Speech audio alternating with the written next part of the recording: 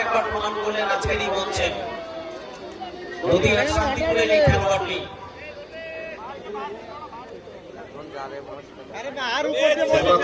উৎসবের জন্য যে শান্তিপুর বিখ্যাত প্রশান্তরাজগড়ের জন্য বিখ্যাত। চেষ্টা আবেদন জোরালো আবেদন।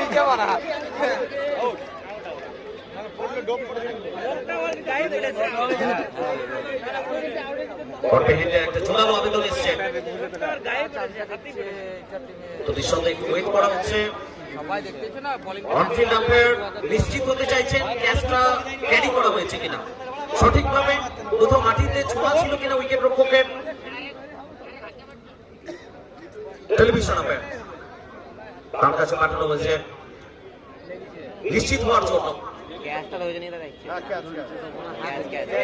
ড্রপ ক্যাচ কিনা সেটা দেখা হচ্ছে।